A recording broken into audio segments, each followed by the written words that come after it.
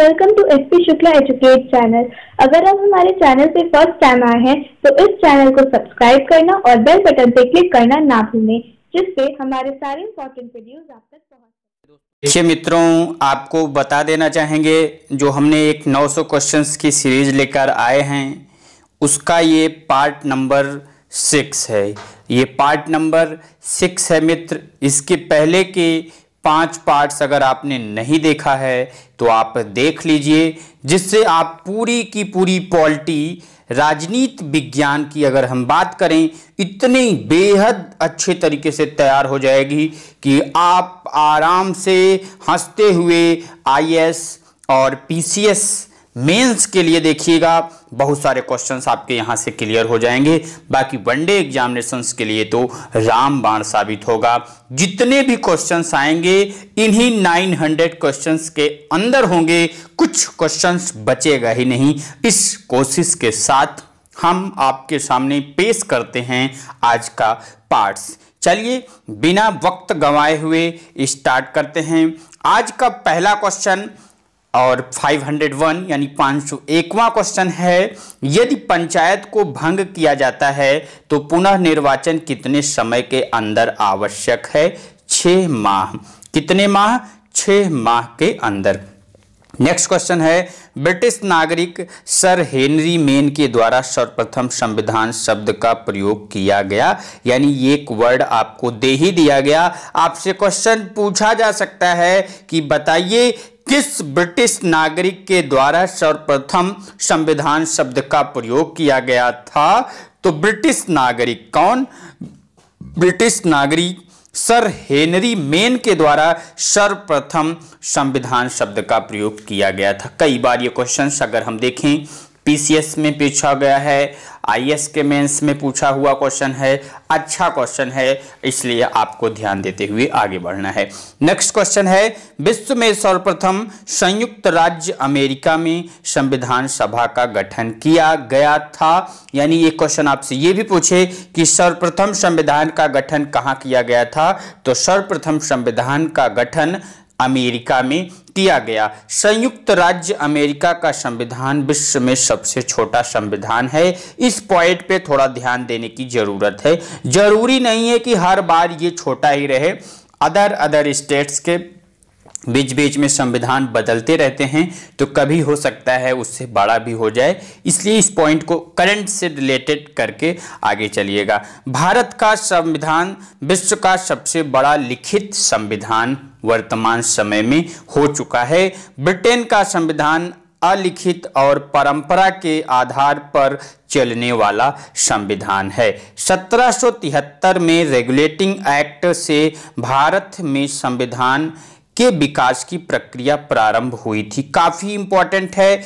कई सारे questions regulating act 1773 से पूछे जाते हैं मित्र। थोड़ा सा अगर हम आपको याद दिला दें तो जो भारत का संवैधानिक विकास हुआ, अगर उसको हम बांटें तो 2 श्रेणी में बांटा जाता है। कितने श्रेणी में? 2 श्रेणी में बांटा जाता है। पहला जो बांटा जाता है वो बांटा जाता है ब्रिटिश ईस्ट इंडिया कंपनी के अंतर्गत पारित अधिनियम, जो कि ये नियम जो था ये था 1773 से लेकर के 1853 1853 रेगुलेटिंग एक्ट 1773 टू 1853। और जो दूसरा जो था ये था ब्रिटिश ताज के अंतर्गत। एक ब्रिटिश ईस्ट इंडिया कंपनी है और दूसरा ब्रिटिश ताज के अंतर्गत पारित अधिनियम जो था ये था 1858 टू 1947। कब से कब तक? 1858 से 1947 के बीच में था। तो रेगुलेटिंग एक्ट 1773 की बात आई तो बता दें 1773 का रेगुलेटिंग एक्ट के द्वारा बंगाल के गवर्नर को बंगाल का गवर्नर जनरल पद नाम दिया गया एवं उनकी सहायता के लिए 4 सदस्यीय कार्य परिषद का गठन किया गया था। जैसा कि नेक्स्ट क्वेश्चन में भी यही क्वेश्चन पूछा भी जा रहा है कि इसके अंतर्गत कोलकाता में न्यायालय की स्थापना की गई तथा बंगाल के गवर्नर जनरल वारेन हेस्टिंग्स को बंगाल का प्रथम गवर्नर जनरल बनाया गया और उसको नियंत्रित करने के लिए 4 सदस्यों की एक परिषद बनाई गई थी। किसके अंतर्गत?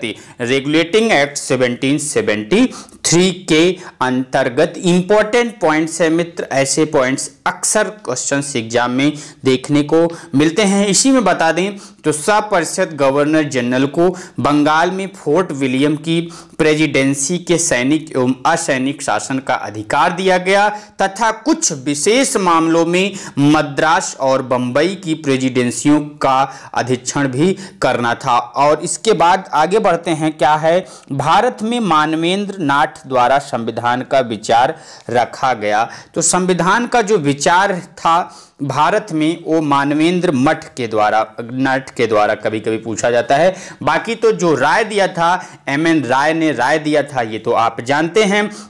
और जो ये रेगुलेटिंग एक्ट 1773 थी, अगर हम बात करना चाहें तो इसी एक्ट के तहत कलकत्ता में 1774 कब 1774 ईस्वी में 74 में एक उच्चतम न्यायालय की स्थापना की गई, जिसमें मुख्य न्यायाधीश और 3 अन्य न्यायाधीश थे। कंपनी के कर्मचारियों पर निजी व्यापार करने तथा भारतीयों से उपहार लेने का प्रतिबंध था। ब्रिटिश सरकार ने कोर्ट ऑफ डायरेक्टर्स कंपनी की गवर्निंग बॉडी के माध्यम से कंपनी पर नियंत्रण स्थापित किया। और इसी में अगर हम आपको बता दें थोड़ा सा, पिट्स इंडिया एक्ट जो कि काफी इंपॉर्टेंट अभी आएगा आगे भी, 1784 पिट्स इंडिया एक्ट 1784 यानी 1784 के द्वारा कंपनी के राजनीतिक और व्यापारिक कार्यों का भी पृथक्करण किया गया। इस एक्ट में निदेशक मंडल को कंपनी के व्यापारिक मामलों के अधीक्षण की अनुमति तो दी गई, परंतु राजनीतिक मामलों के प्रतिबंध या प्रबंधन के लिए नियंत्रण बोर्ड ऑफ कंट्रोल का गठन किया गया। और एक पॉइंट जो नोट करने लायक है वो है 1786 के अधिनियम के द्वारा गवर्नर जनरल को विशेष परिस्थितियों में अपनी परिषद के निर्णय को निरस्त करने अथवा लागू करने का अधिकार प्रदान किया गया। गवर्नर जनरल को प्रधान सेनापति की शक्तियां भी प्रदान की गई। दोनों अधिकार सर्वप्रथम लॉर्ड कॉर्नवालिस ने प्राप्त किया। किसने प्राप्त किया था? लॉर्ड कॉर्नवालिस ने। बढ़ते हैं नेक्स्ट पॉइंट, नेक्स्ट क्वेश्चन पर।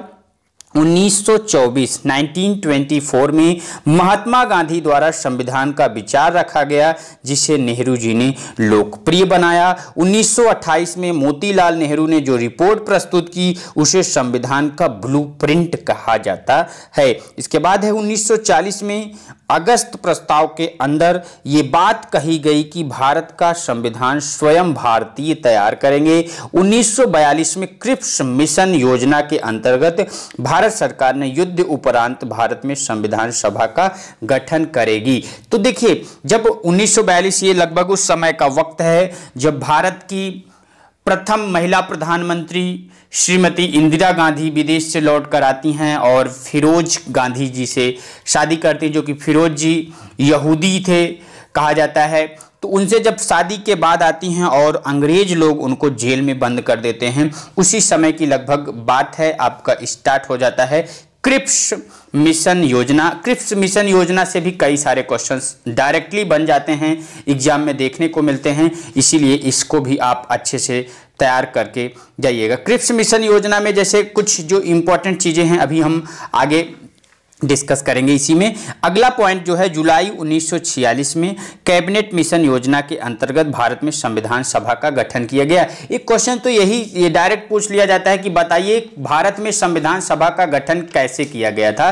तो भारत में संविधान सभा का गठन जो था ये कैबिनेट मिशन के द्वारा ही किया गया था। किसके द्वारा किया गया? कैबिनेट मिशन के द्वारा ही किया गया था। इसमें कोई आपको कंफ्यूजन वाली दिक्कत नहीं होनी चाहिए, क्योंकि एकदम सीधा सा फंडा है, इसमें बहुत ज़्यादा कंफ्यूज होने की जरूरत नहीं है। फिर है भारतीय संविधान सभा की प्रथम बैठक कब हुई? 9 दिसंबर 1946 ईस्वी को। कब? 9 दिसंबर 1946 को। थोड़ा सा हम संविधान पे लगे हाथ चर्चा कर ही देते हैं मित्र। भारतीयों की ओर से जो संविधान सभा की सर्वप्रथम मांग की गई, तो ये मांग की गई, थोड़ा सा इसको हटा के दोबारा से लिखते हैं, मई। कब किया गया? मई 1934। मई 1934 में रांची में गठित स्वराज पार्टी ने किया था। कभी कभी पार्टी का नाम पूछ लेता है, किस पार्टी ने किया था? स्वराज पार्टी ने की थी। और वर्ष 1934 में ही भारत में संविधान सभा के गठन का विचार जो था ये दिया आपका M.N. राव जी ने। किसने दिया? M.N. राव ने दिया। भारतीय राष्ट्रीय कांग्रेस के स्तर पर पहली बार वर्ष 1935 में संविधान निर्माण के लिए आधिकारिक रूप से संविधान सभा की मांग की गई। एक निर्वाचित संविधान सभा द्वारा भारत के संविधान का निर्माण करने का प्रस्ताव सर्वप्रथम जो तैयार हुआ, अभी क्वेश्चन आया था ना क्रिप्स मिशन योजना 1942, तो सर्वप्रथम जो है 1942 में क्रिप्स मिशन, कौन सी मिशन? क्रिप्स मिशन योजना के द्वारा किया गया। कैबिनेट मिशन योजना 1946, कैबिनेट मिशन योजना 1946 के द्वारा भारतीय संविधान का प्रतिनिधिक निर्वाचन के आधार पर गठन किया गया।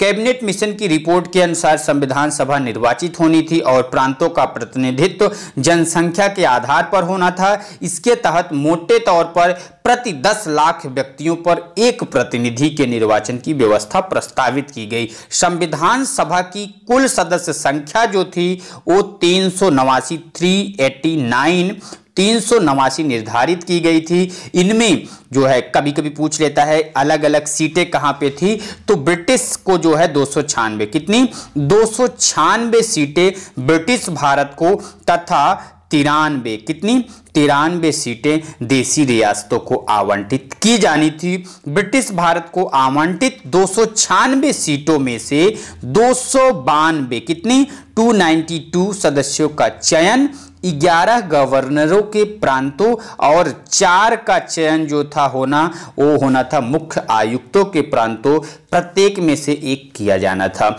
देसी रियासतों के प्रतिनिधियों का चयन रियासतों के प्रमुखों के द्वारा किया जाना था। संविधान सभा के लिए चुनाव जो हुआ ये हुआ जुलाई 1946 में, जैसा कि अभी इसके पहले क्वेश्चन आपने देखा था कब हुआ था, इसके पहले अभी क्वेश्चन आया था ना ऊपर, तो ये है क्वेश्चन, ये था जुलाई 1946। कब? जुलाई 1946 में संपन्न हुआ, जिसमें 296 सीटें ब्रिटिश भारत को आवंटित में से कांग्रेस को कितनी सीटें मिली, कभी कभी पूछ लिया जाता है, तो कांग्रेस को 208, कितनी? 208, मुस्लिम लीग को 73 तथा छोटे समूह व स्वतंत्र सदस्यों को 15 सीट मिली थी। कितने सीटों का ये मैं बात कर रहा हूं मित्रों?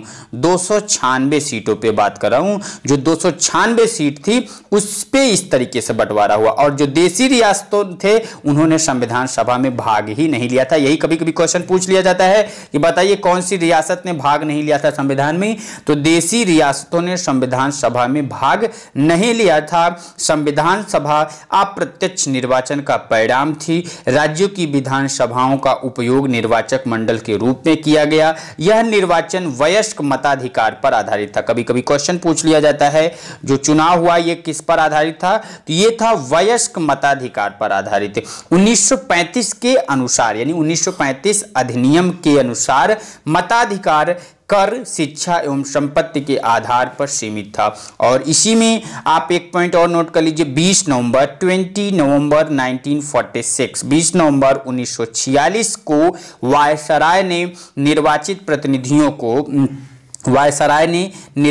प्रतिनिधियों को आमंत्रित किया कि वे 9 दिसंबर 1946, कब? 9 दिसंबर 1946, 9 दिसंबर 1946 को संविधान सभा की पहली बैठक में उपस्थित हों। यानी यही पहला प्रश्न आपका बन ही जाता है कि भारतीय संविधान सभा की प्रथम बैठक कब हुई, तो प्रथम बैठक ये हुई 9 दिसंबर 1946 को प्रथम बैठक हुई। और बैठक में कुल कितने सदस्यों ने भाग लिया ये भी कभी कभी क्वेश्चन पूछ लिया जाता है, तो बैठक में कुल 207 मेंबर्स यानी 207 सदस्यों ने भाग लिया था। ये बहुत ही इंपॉर्टेंट है, कई बार ये क्वेश्चन पूछा जा सकता है, पूछा भी गया है कि बताइए जो संविधान सभा की प्रथम बैठक हुई थी उसमें कुल कितने सदस्यों ने पार्टिसिपेट किया था, तो उसमें टोटल 207 सदस्यों ने हिस्सा लिया था, भाग लिया था। 9 दिसंबर 1946 को संविधान सभा की प्रथम बैठक की अध्यक्षता डॉक्टर सच्चिदानंद सिन्हा ने की थी। किसने किया था? डॉक्टर सच्चिदानंद सिन्हा ने की थी। किसने? डॉक्टर सच्चिदानंद सिन्हा की थी। 2 दिन बाद 11 दिसंबर 1946, 2 दिन बाद 11 दिसंबर 1946 को संविधान सभा ने डॉक्टर राजेंद्र प्रसाद को निर्विरोध संविधान सभा का अस्थायी अध्यक्ष के रूप में निर्वाचित किया? यह भी क्वेश्चन कभी कभी पूछा जाता है, जैसा कि नेक्स्ट क्वेश्चन यही है कि संविधान सभा का अस्थायी अध्यक्ष कौन था? तो संविधान सभा का अस्थायी अध्यक्ष डॉक्टर राजेंद्र प्रसाद जी थे। कौन था? डॉक्टर राजेंद्र प्रसाद जी। कब चुने गए थे ये? 11 दिसंबर 1946 को। बहुत ही इंपॉर्टेंट है। इसमें आप देखिए, इसके बाद मित्र नेक्स्ट क्वेश्चन यानी आपको समझ में आ गया, पूछ रहा है संविधान सभा का अस्थायी अध्यक्ष कौन था? डॉक्टर सच्चिदानंद। संविधान सभा की प्रारूप समिति के अध्यक्ष कौन थे? डॉक्टर भीमराव अंबेडकर। देखिए, जो प्रारूप समिति थी सबसे इंपॉर्टेंट, सबसे महत्वपूर्ण समिति थी। इसी के कारण से प्रारूप समिति के अध्यक्ष होने के कारण ही डॉक्टर भीमराव अंबेडकर को संविधान सभा का जनक भी कहा जाता है। प्रारूप समिति को कहीं कहीं पे आपसे क्वेश्चन पूछ लेता है पांडुलेखन समिति। कौन सी समिति? पांडुलेखन समिति। तो आप इसमें मत कंफ्यूज होइएगा, बहुत ही इंपॉर्टेंट क्वेश्चन है और ये एग्जाम में आपसे पूछा गया है। मैं बताना चाहूंगा आपको, यूपी पीसीएस के प्री एग्जाम में पूछा गया है और आईएएस के मेंस में भी पूछा जा चुका है। तो ये इंपॉर्टेंट क्वेश्चन है। आपसे कहेगा पांडुलेखन समिति तो आप कंफ्यूज हो जाएंगे कि पांडुलेखन समिति का तो नाम ही नहीं सुना था, इसलिए कंफ्यूज हो। डॉक्टर भीमराव अंबेडकर की बात आई तो थोड़ा सा डॉक्टर भीमराव अंबेडकर के बारे में बता दूं तो भारतीय संविधान निर्माण में मुख्य भूमिका निभाने वाले डॉक्टर भीमराव अंबेडकर का जन्म कभी कभी पूछ लेता है। तो इनका जन्म जो हुआ था 14 अप्रैल 1891, 14 अप्रैल 1891 को महू मध्य प्रदेश में, तथा मृत्यु जो इनकी हुई थी ये हुई थी 6 दिसंबर 1956, 6 दिसंबर 1956 में दिल्ली में हुई थी। ये एक क्वेश्चन आपने देखा होगा एमपी पीसीएस में पूछा जाता है। क्यों? क्योंकि इनका जन्म एमपी में हुआ था, इसीलिए ये एमपी में कई बार क्वेश्चन पूछा जाता है। और ये क्वेश्चन इनसे रिलेटेड जो पूछा जाता है कि ये संविधान सभा के प्रारूप समिति के अध्यक्ष तो थे ही थे। एक क्वेश्चन जो पूछ लेता है कि बताइए बी आर अंबेडकर का संविधान सभा में निर्वाचन कौन सी प्रेसिडेंसी के द्वारा हुआ था? अक्सर हम गलत बना देते हैं, पश्चिम बंगाल, बंबई प्रेसिडेंसी में कंफ्यूज रहते हैं, तो आपको बता देते हैं वर्ष 1946 कब 1946 में संपन्न संविधान सभा के प्रारंभिक चुनाव में डॉक्टर भीमराव अंबेडकर अविभाजित भारत के बंगाल प्रांत के पूर्वी भाग से निर्वाचित हुए थे। बाद में यह क्षेत्र पाकिस्तान में चले जाने के कारण डॉक्टर अंबेडकर भारतीय गणराज्य के बंबई प्रेसिडेंट के पूना संसदीय क्षेत्र से उपचुनाव में निर्वाचित होकर भारतीय संविधान सभा में सम्मिलित हुए। पूना सीट उनके लिए कांग्रेस के एम.आर. जयकर ने त्यागपत्र देकर रिक्त की थी। यानी सही मतलब क्या हुआ आपको समझ में आ गया होगा कि जब आपसे क्वेश्चन कहेगा कि बताइए संविधान सभा में बी आर अंबेडकर का निर्वाचन कहां से हुआ था, तो उस समय डॉक्टर बी आर अंबेडकर पूर्वी बंगाल से प्रथमतः निर्वाचित हुए थे, लेकिन अंततः उन्होंने बंबई प्रेसिडेंट से निर्वाचित सदस्य के रूप में संविधान सभा में कार्य किया। इसीलिए जो हमारा आंसर सही होगा जब क्वेश्चन पूछा जाएगा तो हम बताएंगे बंबई प्रेसिडेंसी से। अच्छा इंपॉर्टेंट क्वेश्चन है मित्र, अक्सर पूछा जाता है, इसमें आपको कंफ्यूजन बिल्कुल नहीं होना चाहिए। आगे बढ़ते हैं नेक्स्ट क्वेश्चन पर। क्या कह रहा है? संविधान सभा का औपचारिक रूप से प्रतिपादन किसने किया था? ये किया था एम.एन. राय ने। इसके बाद है भारत में संविधान सभा गठित करने का आधार क्या था? ये थी कैबिनेट मिशन योजना 1946। आगे बढ़ते हैं नेक्स्ट क्वेश्चन पर। सर्वप्रथम भारतीय राष्ट्रीय कांग्रेस द्वारा संविधान सभा के गठन की मांग कब और कहां रखी गई थी? तो हमने बता ही दिया था कि भारतीयों की ओर से संविधान सभा की सर्वप्रथम मांग 1934 में रांची में गठित स्वराज पार्टी ने किया था। लेकिन क्वेश्चन क्या कह रहा है? सर्वप्रथम राष्ट्रीय कांग्रेस के द्वारा, तो राष्ट्रीय कांग्रेस के द्वारा यह गठन 1936 ईस्वी फैजपुर में हुआ था। कैबिनेट मिशन योजना के अनुसार संविधान सभा में कितने सदस्य होने थे? 389। संविधान के पुनर्गठन के फलस्वरूप 1947 तक संविधान सभा में सदस्यों की संख्या कितनी रह गई थी? तो जो संविधान की सदस्यों की संख्या थी कितनी थी? ये 389 निर्धारित करनी थी, लेकिन इनमें से 296 सीटें ब्रिटिश भारत को तथा 93 सीटें देशी रियासतों को आवंटित की जानी थी। लेकिन जो बंटवारे के बाद टोटल सीट बचती है वो थी 299। कितनी? 299 बच गई। संविधान सभा में देशी रियासतों के कितने प्रतिनिधि थे? तो देशी रियासतों की कुल जो सीट बटी थी जब 389 को बांटा गया था तो उस समय तो 93 सीटें थी, लेकिन संविधान संविधान सभा में 70 सीटें थी। संविधान के गठन की मांग सर्वप्रथम 1895 में किस व्यक्ति ने किया था? तो ये किया था बाल गंगाधर तिलक ने। संविधान सभा में किस देशी रियासत के सदस्य या प्रतिनिधि भाग नहीं लिए? हैदराबाद के सदस्य। ये एसएससी सीजीएल में कई बार क्वेश्चन पूछा जा चुका है। एसएससी सीजीएल की बात करें, यूपी पीसीएस की बात करें, आईएएस की बात करें, एमपी पीसीएस की बात करें या यूपीएसआई की बात करें, ये क्वेश्चन कई बार पूछा जाता है। अच्छा क्वेश्चन है, आसान क्वेश्चन है, इसलिए आप लोग भी याद कर लीजिए। संविधान सभा में किस देशी रियासत के प्रतिनिधि ने भाग नहीं लिया था? तो वो सदस्य थे हैदराबाद के। बी आर अंबेडकर कहां से संविधान सभा में निर्वाचित हुए? मैंने अभी अभी बताया था ना, ये कंफ्यूजन अक्सर हो जाता है। अगर आपसे कहेगा कि बताइए बी आर अंबेडकर संविधान सभा में, क्वेश्चन बड़े ध्यान से, बी आर अंबेडकर कहां से संविधान सभा में निर्वाचित हुए, या फिर पूछे बी आर अंबेडकर का संविधान सभा में निर्वाचन कहां से हुआ था? अक्सर गलत हो जाता है, यहां पे बंगाल दिया है, जो कि जो है क्या होना चाहिए, गलत है। ये बंगाल से नहीं होगा मित्रों, बंबई प्रेसिडेंट से होगा। क्यों? मैंने आपको बताया कि डॉक्टर अंबेडकर पूर्वी बंगाल से प्रथमतः निर्वाचित थे, लेकिन अंततः उन्होंने बंबई प्रेसिडेंट से निर्वाचित सदस्य के रूप में संविधान सभा में कार्य किया। अतः जब आपसे क्वेश्चन पूछे कि बताइए संविधान सभा में या बी आर अंबेडकर का संविधान सभा में निर्वाचन कब हुआ था या कहां से हुआ था, तो बंबई प्रेसिडेंट से हुआ था। समझ में आया कि नहीं मित्रों? ये बंबई होगा, यहां इसको बंगाल को हटा दीजिए। बंगाल से प्रथम बार निर्वाचित हुए थे, लेकिन जब क्वेश्चन पूछेगा तो आपको बंगाल नहीं बंबई प्रेसिडेंट बताना पड़ेगा। आप इसका क्वेश्चन चेक कर लीजिएगा, आईएएस प्री एग्जाम 1996 मैं लिख दे रहा हूं, आप नेक्स्ट चेक कर लीजिएगा। आईएएस के प्री एग्जाम 1996 में ये क्वेश्चन पूछा गया है। अच्छा क्वेश्चन है, उस समय बड़े बच्चे कंफ्यूज रहे होंगे, क्यों? क्योंकि एक ऐसा क्वेश्चन ही है इस पे, लेकिन आप मत कंफ्यूज होइएगा। आगे बढ़ते हैं। संविधान सभा की प्रारूप समिति का गठन, प्रारूप समिति का गठन, ये थोड़ा सा एक क्वेश्चन छूट गया था, आगे चला गया था, मैं बता देता हूं। संविधान सभा का संवैधानिक सलाहकार किसे नियुक्त किया गया?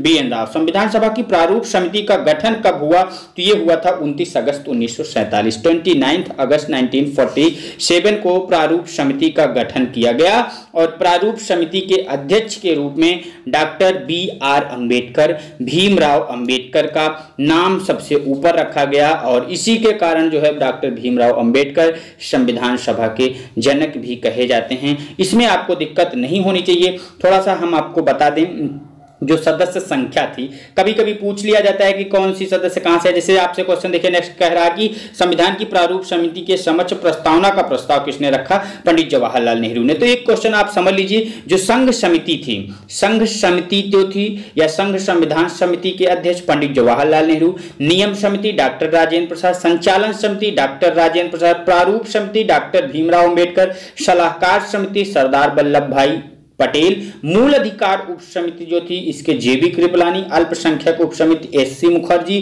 संघ शक्ति समिति जवाहरलाल नेहरू, प्रांतीय संविधान समिति जो थी इसके थे सरदार वल्लभ भाई पटेल। अब क्वेश्चन आपसे कह रहा है कि बताइए संविधान की प्रारूप समिति के समक्ष, तो प्रारूप समिति के अध्यक्ष डॉक्टर भीमराव अंबेडकर समेत 7 कुल सदस्य थे। कितने? 7 कुल सदस्य थे। कभी कभी क्वेश्चन पूछ लिया जाता है, इसलिए आप जानते रहिए, इस क्वेश्चन की मैं बात कर रहा हूं, नहीं तो कंफ्यूज। ये क्वेश्चन है, संविधान सभा की प्रारूप समिति का गठन कब हुआ? 29 अगस्त 1947 को। मैं एकदम एग्जैक्ट बताना चाहूंगा आपको कि इसमें कुल 7 सदस्य थे। कितने? 7 मेंबर्स थे, जिनमें एन गोपाल स्वामी अयंगर, अल्लादी कृष्णा स्वामी अय्यर, के एम मुंशी, मोहम्मद सादुल्लाह, बीएल मित्र एवं डीपी खेतान शामिल थे। बाद में बीएल मित्र के स्थान पर एन माधव राव तथा डीपी खेतान की वर्ष 1948 में मृत्यु हो जाने पर टीटी कृष्णामाचारी को इस समिति में शामिल किया गया। तदर्थ झंडा समिति का गठन संविधान निर्मात्री परिषद ने 23 जून 1947 को किया, जिसके अध्यक्ष डॉक्टर राजेंद्र प्रसाद थे और अन्य सदस्य उसमें अबुल कलाम आजाद, सरोजनी नायडू, श्री राजगोपालाचारी, के एम मुंशी एवं डॉक्टर बी आर अंबेडकर। झंडा समिति से भी बहुत सारे क्वेश्चंस कई बार पूछे जाते हैं और बड़ा कंफ्यूजन क्रिएट कर जाता है कि झंडा समिति में कौन अध्यक्ष होना चाहिए, तो ये आपको दूर हो गया होगा। चलिए, भारत में संविधान कब लागू हुआ? तो लागू हुआ 26 जनवरी 1950। 26 जनवरी 1950 को भारतीय संविधान लागू हुआ। अंगीकृत पूछता तो आप जानते हैं ये नहीं होना चाहिए था। आगे बात करेंगे संविधान सभा की संघीय शक्ति समिति के अध्यक्ष जवाहरलाल नेहरू। संविधान सभा की रचना हेतु संविधान का विचार सर्वप्रथम किसने प्रस्तुत किया था? स्वराज पार्टी ने प्रस्तुत किया था। किसने किया था? स्वराज पार्टी ने। 1924 नहीं होगा मित्र, 1934 होना चाहिए। कब? 1934 में गठित, रांची में गठित स्वराज पार्टी ने किया था। ये आप कंफ्यूज मत रहिए, 1934। थोड़ा सा टाइपिंग में हो जाता है, कभी कभी मिस्टेक्स हो जाती हैं। संविधान को बनाने में कितना समय लगा? 2 वर्ष 11 माह 18 दिन। थोड़ा सा बता देता हूं, भारतीय संविधान के निर्माण में संविधान सभा को 2 वर्ष 11 माह 18 दिन लगा। और इसी बहाने एक क्वेश्चन आप याद कर लीजिए, रामचरितमानस। चलिए आप क्वेश्चन बताइए, जो भी लाइव देख रहा है, लाइव चैट पे है, वे कमेंट करें, और जो बाद में देखते हैं वे भी कमेंट करें। जो हम लोगों के हिंदुओं का, या फिर हम कह लें हिंदू के लिए या अपने देश का जो कि सबसे बड़ा काव्य कह सकते हैं, श्री रामचरितमानस। श्री रामचरितमानस के रचयिता बाबा गोस्वामी तुलसीदास जी हैं। बाबा गोस्वामी तुलसीदास ने रामचरितमानस की रचना कितने वर्ष कितने माह में किया? जल्दी से आप कमेंट करिए, नहीं तो मैं आपको भी लास्ट में आंसर तो बताऊंगा ही बताऊंगा। तो उस संविधान सभा को बनाने में कितना समय लगा? 2 वर्ष 11 माह 18 दिन। और अधिवेशन कभी कभी पूछता है, तो इसके लिए कुल 11 अधिवेशन। कितने? कुल 11 अधिवेशन 165 दिन। 11 अधिवेशन 165 दिन हुए थे।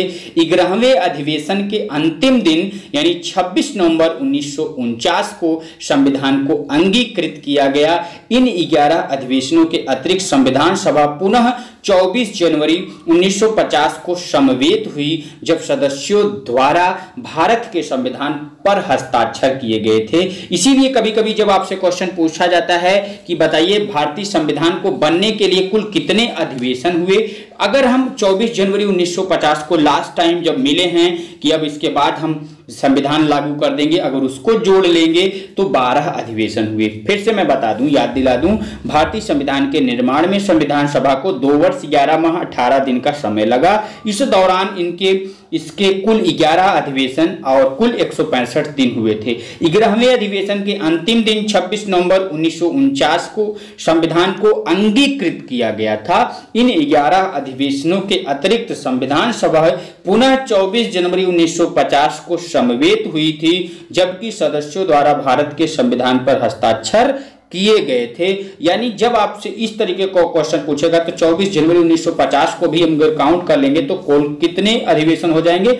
12 अधिवेशन हो जाएंगे। इसीलिए जब एग्जाम में क्वेश्चन पूछा जाता है तो थोड़ी सी कंफ्यूजन क्रिएट हो जाती है। यूपीपीसीएस मेंस एग्जाम 2005 में ये क्वेश्चन पूछा जा चुका है। अब तक यहाँ में आपको कोई दिक्कत नहीं होनी चाहिए। आगे बढ़ते हैं। संविधान में कितने अनुच्छेद हैं? 444, कोई एग्जैक्ट नहीं है। संविधान में 444 अब नहीं कह सकते, 465 अनुच्छेद हैं। 465 प्लस डेली कुछ ना कुछ बढ़ता जा रहा है, लेकिन जो मूल संविधान था 395 अनुच्छेद वहां पे भी थे, 395 यहां पे भी हैं, लेकिन का खा गा घा जोड़ के आगे बढ़ाया जा रहा है। इसीलिए बहुत रेयर केस में ये क्वेश्चन पूछा जाएगा, या तो आपसे 465 प्लस या 450 प्लस या 440 प्लस ऐसे करके कुछ आएगा। संविधान में कितने अध्याय हैं? 22 अध्याय। भारतीय संविधान में कितनी अनुसूचियां हैं? 12 अनुसूचियां हैं। कितनी अनुसूचियां हैं? 12 अनुसूचियां हैं। संविधान सभा के सभी निर्णय किस आधार पर लिए गए? तो ये सभी निर्णय सहमति और समायोजन के आधार पर। संविधान सभा का पहला अधिवेशन कहाँ हुआ? दिल्ली में। संविधान सभा का चुनाव किस आधार पर हुआ? वर्गीय मताधिकार। सर्वप्रथम संविधान सभा की बैठक हुई 9 दिसंबर 1946। संविधान सभा का अस्थायी अध्यक्ष डॉक्टर सच्चिदानंद सिन्हा। प्रारूप समिति संविधान सभा का अध्यक्ष डॉक्टर भीमराव अंबेडकर। भारतीय संविधान को कब अंगीकार किया गया? अभी देखिए यूपीपीसीएस 2018 के एग्जाम में, प्री के एग्जाम में पूछा हुआ क्वेश्चन है 26 नवंबर 1949। भारत का संविधान भारत को किस रूप में वर्णित करता है? राज्यों के संघ के रूप में। भारतीय संविधान के अनुसार राजनीतिक शक्ति का आधार क्या है? भारत की जनता। भारत का संविधान भारत के लिए किस प्रकार की सरकार की व्यवस्था करता है? संसदीय। भारतीय गणराज्य का संवैधानिक अध्यक्ष कौन होता है? राष्ट्रपति। भारत में वर्णित मौलिक अधिकारों की रक्षा कौन करता है? सर्वोच्च न्यायालय। मिनी कॉन्स्टिट्यूशन बहुत ही इंपॉर्टेंट है। मिनी कॉन्स्टिट्यूशन किसे कहा जाता है? कल भी हमने किस पे डिस्कस किया था, 42वें संविधान संशोधन को। संविधान का रक्षक किसे बनाया गया, उच्चतम न्यायालय। संविधान की आत्मा प्रस्तावना को कहा गया। लेखपाल के एग्जाम में पूछा गया है ये क्वेश्चन, लेखपाल के एग्जाम में पूछा गया है, बाकी हर जगह पे ये क्वेश्चन आता ही आता है। भाषा के आधार पर पहला कौन सा राज्य गठित किया गया, आंध्र प्रदेश। दादरा और नगर हवेली भारत में शामिल करने से पूर्व किसके उपनिवेश थे, पुर्तगाल के। विदेशी नागरिक को भारत की नागरिकता प्रदान करने की आवश्यक शर्त क्या है, 10 वर्ष तक भारत में निवास करना। और भी कई सारे कंडीशंस हैं, जैसे ऑप्शंस दिया होगा उसके बिहाफ पे हम इसका आंसर कर सकते हैं। भारत में किस राज्य में लोगों को दोहरी नागरिकता प्राप्त है, जम्मू कश्मीर। मौलिक अधिकार कितने हैं, वर्तमान में 7 हैं और 6 हैं मित्रों, सॉरी 6 हैं, पहले 7 थे, 7वां एक मौलिक अधिकार जो था संपत्ति का अधिकार, उसे हटा दिया गया। संविधान में कितने मूल कर्तव्यों का उल्लेख किया गया है, 11। संघीय कार्यपालिका की शक्ति किसमें निहित होती है, राष्ट्रपति में। किसमें निहित होती है, राष्ट्रपति में। राष्ट्रपति और उपराष्ट्रपति के चुनाव संबंधी विवाद कौन सुलझाता है, सर्वोच्च न्यायालय। राष्ट्रपति के चुनाव में कौन भाग लेता है, संसद और राज्य विधानसभाओं के सदस्य। इसके बाद है भारत का सर्वोच्च सेनापति कौन होता है, तो भारत का सर्वोच्च सेनापति राष्ट्रपति होता है। राष्ट्रपति से कई सारे क्वेश्चन पूछे जाते हैं, वैसे आप जाके वीडियो के डिस्क्रिप्शन बॉक्स में देखेंगे तो वहां पे हमने राष्ट्रपति के बारे में बहुत अच्छे से डिस्कस किया है। जितने क्वेश्चंस राष्ट्रपति से बनते हैं उन पे हम बहुत अच्छा पार्ट्स दे चुके हैं ऑलरेडी। संसद की स्वीकृति के पश्चात राष्ट्रपति शासन कितने दिन प्रभावी रहता है, 6 माह। और पहली बार राष्ट्रपति शासन कब लागू हुआ, जल्दी से आप कमेंट करिए, जल्दी से उसका जवाब दीजिए, पहली बार राष्ट्रपति शासन कब लागू हुआ था। सार्वजनिक धन का संरक्षक किसे कहा जाता है, नियंत्रक महालेखा परीक्षक को। किस राज्य की विधानसभा का कार्यकाल 6 वर्ष है, जम्मू कश्मीर। जम्मू कश्मीर एक ऐसा राज्य है जिसके विधानसभा का कार्यकाल 6 वर्ष है, बाकी और जगह का 5 वर्ष है। सर्वप्रथम पंचायती राज व्यवस्था को किस राज्य में लागू किया गया था, राजस्थान के नागौर जिले में 2 अक्टूबर 1959 को। 2 अक्टूबर 1959 को राजस्थान में पटवारी का एग्जाम होने वाला है, डेट आ चुकी है लगभग, तो वहां के लिए ये क्वेश्चन इंपॉर्टेंट हो सकता है। भारत में कितने राज्य व केंद्र शासित प्रदेश हैं, वर्तमान समय में भारत में 29 राज्य 7 केंद्र शासित प्रदेश हैं। और भारत का जो 29वां राज्य है वो है तेलंगाना, जो 2 जून 2014 को आंध्र प्रदेश से कट करके भारत का एक नया राज्य बना है। इससे भी कई सारे क्वेश्चन पूछे जा सकते हैं, इसको आपको देखते हुए आगे बढ़ना है। फिर आगे क्वेश्चन आता है कि बताइए जनहित याचिका किस न्यायालय में दायर की जा सकती है, उच्चतम न्यायालय व उच्च न्यायालय में। इसको 28 नहीं 29 कर लीजिएगा मित्रों। भारत में मताधिकार के लिए कितनी आयु निर्धारित की गई है, 18 वर्ष। पहले मताधिकार करने की जो उम्र थी ये 21 वर्ष थी। हमने अभी पिछले वीडियो में बताया हुआ है मित्रों कि कौन से आर्टिकल या कौन से अनुच्छेद, कौन से अमेंडमेंट, कौन से संशोधन में जो मताधिकार करने का उम्र 21 वर्ष से 18 वर्ष कर दिया गया है, कमेंट करके बताइए। बाकी इसके पहले का जो क्वेश्चंस का जवाब मैंने पूछा था, कई सारे बच्चों ने बताया, जल्दी से इसका जवाब दीजिए। बिल्कुल सही बच्चों ने, लगभग सभी का जवाब आ रहा है, बहुत कम लोगों का जवाब सही आ रहा है। जो रामचरितमानस की रचना है मित्रों, 2 वर्ष 7 महीने, 2 वर्ष 7 माह में पूरा जो है बाबा गोस्वामी तुलसीदास ने लिखा है। एक सनातन धर्म होने के कारण, हिंदुस्तान में जन्म लेने के कारण हमें ये पता होना चाहिए। कई बार ये यूपी टेट सीटेट के एग्जाम में पूछा भी गया है। 2 वर्ष 7 महीना। रामचरितमानस में कुल 7 कांड हैं, 7 कांडों के नाम आपको क्रम वाइज लिखना है। बाकी ये 18 वर्ष जो कर दिया गया, इसको हम आपको बताने की कोशिश करते हैं मित्र। आपको बता दें 61वां कौन सा, 61 में, क्योंकि बताया ही था, काफी लोग बता रहे हैं। मैं आप सभी से रिक्वेस्ट करना चाहता हूं, जैसे ही आप क्वेश्चंस देखते हैं तुरंत आपको रिप्लाई करना स्टार्ट कर देना चाहिए, आपको वेट नहीं करना चाहिए। और जो बाद में भी जुड़ते हैं वे भी कमेंट किया करिए, इससे आपका एक क्वेश्चन तैयार होता है। तो 61वें संविधान संशोधन अधिनियम 1988 1988 के द्वारा मतदाता की आयु 21 वर्ष से घटा करके 18 वर्ष कर दी गई। अब मत भूलिएगा कौन से, 61वें संविधान संशोधन अधिनियम 1988 के द्वारा मतदाता की आयु 21 वर्ष से घटा करके 18 वर्ष कर दी गई। चलिए आगे बढ़ते हैं। भारतीय संघ की राजभाषा क्या है? भारतीय संघ की राजभाषा हिंदी है। हिंदी कौन से अनुच्छेद में आती है? 343 में। ये एक समूह बना है कि जो भारतीय संविधान की राजभाषा होगी वो होगी हिंदी। बाकी बहुत अच्छे तरीके से, विधिवत तरीके से पिछले वाले पार्ट में मैंने बताया हुआ है राजभाषा के बारे में, वो पार्ट्स आप देखिएगा, वहां से क्लियर हो जाएगा। भारतीय संविधान का निर्माण एक संविधान सभा द्वारा 2 वर्ष 11 माह 18 दिन। विश्व का सबसे लंबा लिखित संविधान भारतीय संविधान। संविधान में प्रथम संशोधन 1951 में। भारत का पहला आम बजट 1952 में ये प्रस्तुत किया पी.के. षणमुख शेट्टी ने। भारतीय संविधान में किस अनुच्छेद को संविधान के आत्मा के नाम से जाना जाता है? अनुच्छेद 32 को। जरूरी नहीं है अनुच्छेद 32, कई सारे अनुच्छेद हैं, लेकिन ये डिपेंड करता है ऑप्शंस कौन कौन से दिए जाते हैं। अगर ऑप्शंस में ज्यादातर 32 है तो इसको हम प्रेफर करेंगे। प्रधानमंत्री का सचिवालय किसके अधीन होता है? गृह मंत्रालय के। भारत का मैग्ना कार्टा संविधान के किस भाग को कहा जाता है? भाग 3 को। जब भारत स्वतंत्र हुआ उस समय ब्रिटेन का प्रधानमंत्री कौन थे और किस पार्टी के सरकार थी? क्लीमेंट एटली लेबर पार्टी के थे। ये भी क्वेश्चन कई बार पूछा गया है एग्जाम में, इसलिए आपको देख के चलना है। संसद के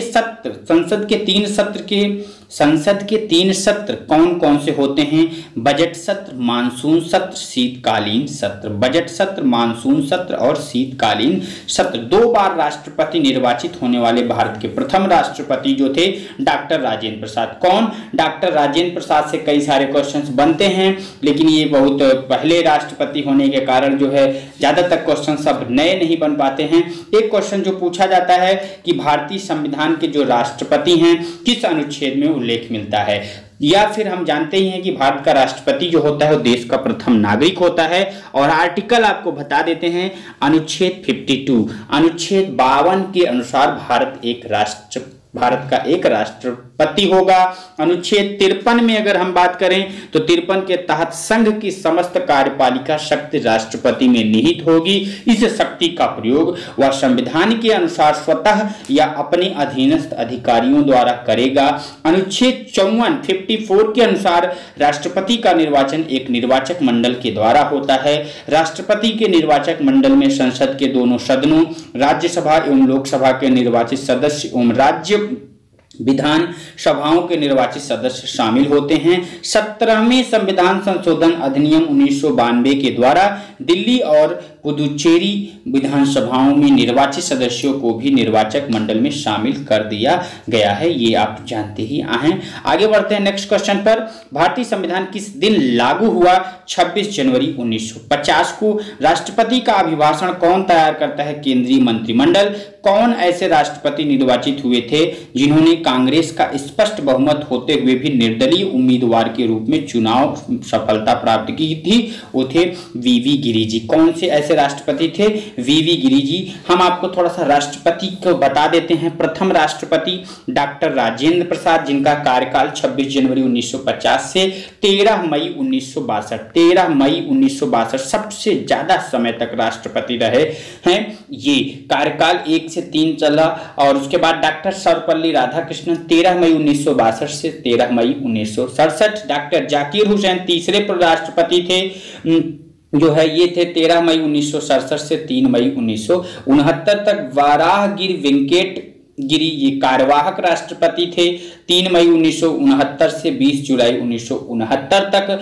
चौथे राष्ट्रपति जो हुए न्यायमूर्ति मोहम्मद हिदायतुल्ला, ये भी कार्यवाहक थे 20 जुलाई 1969 से 24 अगस्त 1969। वाराहगिरी वेंकट गिरी 24 अगस्त 1969 से 24 अगस्त 1974। डॉक्टर फखरुद्दीन अली अहमद 24 अगस्त 1974 से 11 फरवरी 1977। Doctor BD. जत्ती ये भी कार्यवाहक थे 11 फरवरी 1977 से 25 जुलाई 1977 के बीच में। जब आपको पता होगा वो बहुत ही बड़ा मोड़ था जब उसी समय भारत की नौ युवक कह सकते हैं, लेडी, आयरन लेडी कही जाने वाली राष्ट्रपति हुई। आपका क्या नाम था उनका? इंदिरा गांधी जी। उनके कारनामे उस समय बड़े चर्चे थे और विरोध उनका बहुत हो रहा था। उसके बाद आते हैं नीलम संजीव रेड्डी 25 जुलाई 1977 से 25 जुलाई 1982, ज्ञानी जैल सिंह 25 जुलाई 1982 से 25 जुलाई 1987। 31 अक्टूबर 1984 को इंदिरा गांधी का जो है हत्या हो जाता है। उस समय कौन राष्ट्रपति थे, कई बार क्वेश्चन पूछा जाता है, ज्ञानी जैल सिंह। उसके बाद आते हैं आर वेंकट रमण, फिर डॉक्टर शंकर दयाल शर्मा, डॉक्टर के आर नारायण 25 जुलाई 1997 से 25 जुलाई 2002 से तक थे। फिर बने डॉक्टर एपीजे अब्दुल कलाम 25 जुलाई 2002 से 25 जुलाई 2007 तक। प्रतिभा पाटिल जो कि भारत की पहली महिला राष्ट्रपति बनी 25 जुलाई 2007 से 25 जुलाई 2012 तक रही। प्रणब मुखर्जी जैसा कि जानते हैं 25 जुलाई 2012 से 25 जुलाई 2017 तक रहे। रामनाथ कोविंद जी भारत के वर्तमान राष्ट्रपति हैं, 25 जुलाई 2017 से अब तक के राष्ट्रपति हम कह सकते हैं। वैसे कार्यकालानुसार अगर देखेंगे तो ये हम बता सकते हैं कि 16वें राष्ट्रपति हैं। कार्यकाल अगर अनुसार देखेंगे यानी बीच में जो आपने देखा कार्यवाहक राष्ट्रपति होते हैं उनको काउंट करने के बाद अगर उनको छोड़ दिया जाए तो ये भारत के 14वें राष्ट्रपति हुए। समझ में आया मित्रों? यहाँ तक किसी प्रकार की दिक्कत हो तो आप कमेंट करते रहिए। फिर देखिए नेक्स्ट पॉइंट क्या दिख रहा है, भारत के कौन राष्ट्रपति पूर्व में उपराष्ट्रपति के पद पर नहीं रहे? पूर्व में उपराष्ट्रपति के पद में नहीं रहे डॉक्टर राजेंद्र प्रसाद, फखरुद्दीन अली अहमद, नीलम संजीव रेड्डी, ज्ञानी जैल सिंह, ये सब नहीं रहे थे, डायरेक्ट राष्ट्रपति बने। भारत के प्रथम दलित वर्ग के राष्ट्रपति कौन थे? डॉक्टर के आर नारायण। भारत के किन दो राष्ट्रपति की मृत्यु अपने कार्यकाल के दौरान हुई? जाकिर हुसैन व फखरुद्दीन अली अहमद की मृत्यु उनके कार्यकाल के दौरान हुई। भारत के किस राष्ट्रपति का कार्यकाल सबसे कम रहा? डॉक्टर जाकिर हुसैन। डॉक्टर जाकिर हुसैन का कार्यकाल जो था ये सबसे कम था। कभी कभी क्वेश्चन पूछा जा सकता है। ये भारत के तीसरे राष्ट्रपति थे। 13 मई 1967। कब?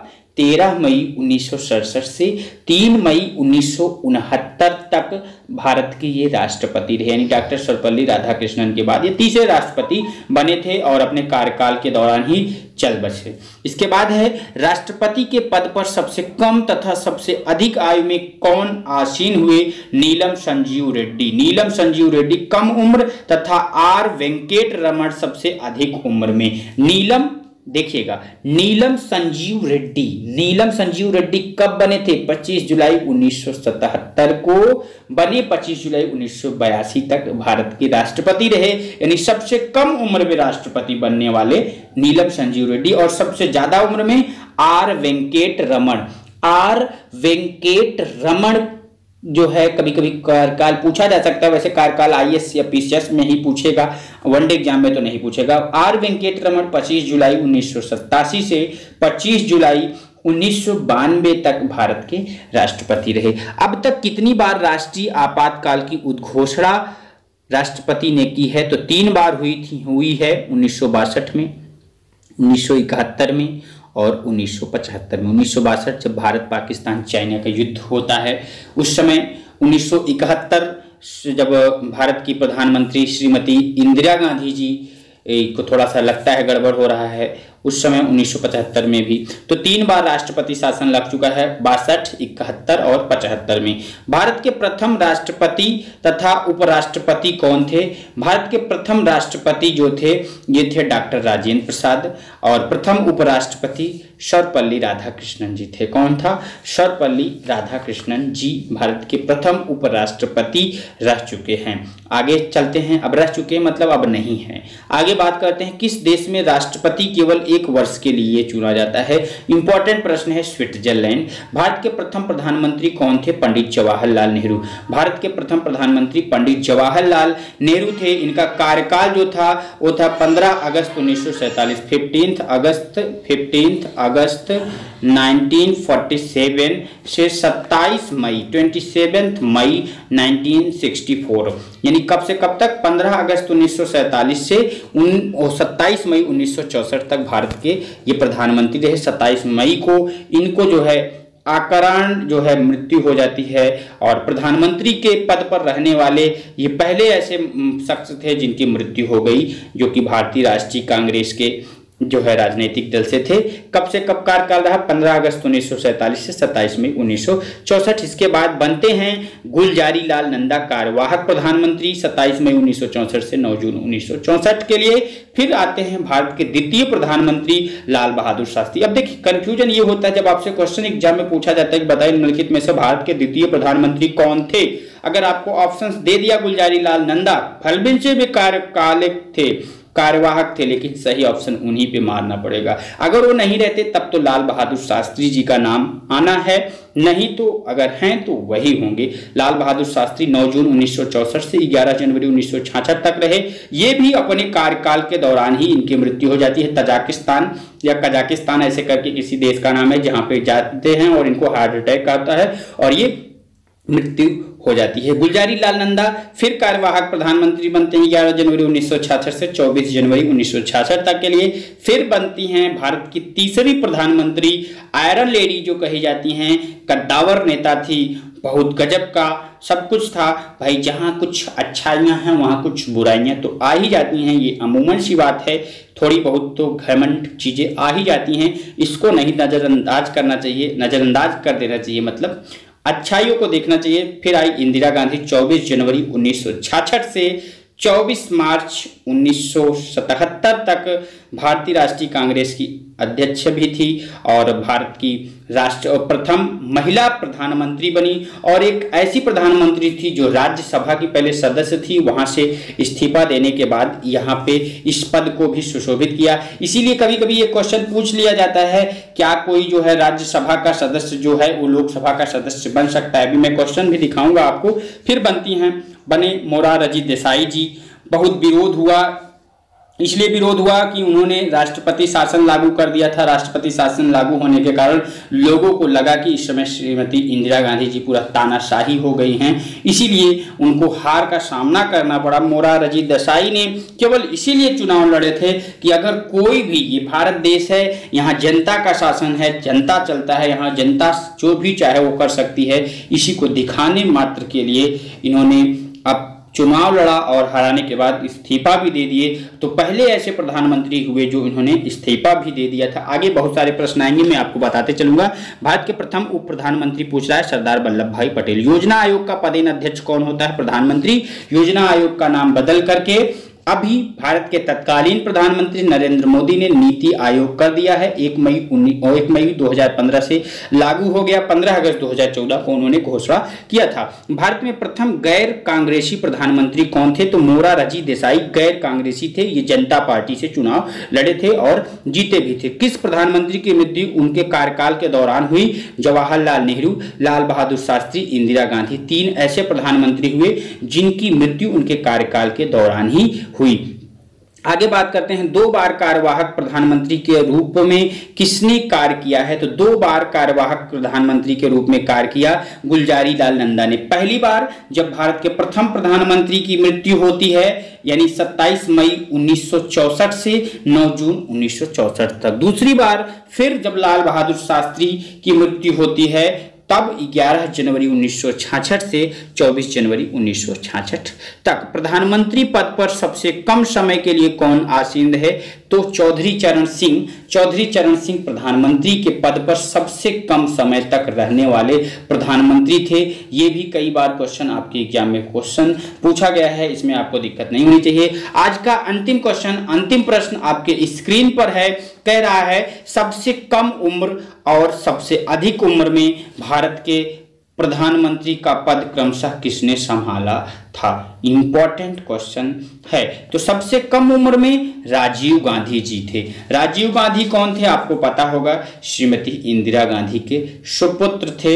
राजीव गांधी संजय गांधी को तो मार उठे थे 4 साल पहले ही, लेकिन राजीव गांधी जो है ना रहने के बाद ये चुनाव लड़ते हैं और सबसे कम उम्र में भारत के प्रधानमंत्री बनते हैं। कौन भारत के प्रधानमंत्री बनते हैं? राजीव गांधी। और सबसे ज्यादा उम्र में मोरारजी देसाई जी, मोरारजी देसाई जी बनते हैं प्रधानमंत्री। तो आज के लिए मित्र इतना ही रखते हैं। ज़्यादा वीडियो पे डिस्कस करेंगे तो वीडियो को लंबा होता जाएगा। बस छोटे छोटे पार्ट्स में चीज़ों को कंप्लीट करते हुए हम आगे पहुंचते चलेंगे, लेकर आएंगे नेक्स्ट पार्ट। वीडियो अच्छा लगा मित्र तो लाइक जरूर किया करिए। आपका लाइक एक सपोर्ट देता है, एक प्यार देता है, एक हौसला अंदर से जान फूंक देता है। तो आप लोगों से रिक्वेस्ट है, आपसे विनती है कि आप लाइक तो कर ही दिया करो मित्रों। एक लाइक देने से आपका कुछ घटेगा नहीं, कुछ आपका घटने वाला नहीं है, बल्कि आपका एक विश्वास जो है वो बढ़ जाता है। इसीलिए लाइक करिए, सपोर्ट करिए और जो भी दिक्कत हो उसके लिए आप कमेंट करिए। आज का एक क्वेश्चन मैं आपसे पूछ रहा हूं, क्वेश्चन आप लोग जवाब नहीं देते हैं, बड़ा अच्छा नहीं लगता, इसलिए जवाब जरूर दिया करिए। भारत के किस प्रधानमंत्री की मृत्यु देश के बाहर हुई? भारत के किस प्रधानमंत्री की मृत्यु देश के बाहर हुई? अभी हमने डिस्कस किया था कि मृत्यु उनकी कहां पर हुई थी? ताशकंद, वर्तमान में उज्बेकिस्तान की राजधानी में हुआ था। 11 जनवरी 1966 को किसकी मृत्यु हुई आपको कमेंट करके बताना है। पहला ऑप्शन मैं दे रहा हूं जवाहरलाल नेहरू, जवाहरलाल नेहरू यानी प्रथम प्रधानमंत्री। फिर दूसरा ऑप्शन दे रहा हूं मोरारजी देसाई, मोरारजी देसाई सबसे ज्यादा उम्र में बनने वाले प्रधानमंत्री मोरारजी देसाई, जिन्होंने अपने पद से त्याग भी दिया था। और तीसरा ऑप्शन दे रहा हूं लाल बहादुर शास्त्री, लाल बहादुर शास्त्री। और चौथा ऑप्शन दे रहा हूं चौधरी चरण सिंह, जिन्होंने एक भी दिन प्रधानमंत्री बनने के बाद नहीं गए। ये भी एक अजूबा ही हैं। ऐसे क्वेश्चंस अक्सर बनते हैं, एग्जाम में देखने को मिलते हैं। ये क्वेश्चंस के जवाब आप जल्दी से दीजिए। वीडियो लाइक करिए, शेयर करिए, बने रहिए एसपी शुक्ला एजुकेट चैनल पर। वीडियो वॉच करने के लिए धन्यवाद। आपका दिन शुभ हो। जय हिंद, जय भारत।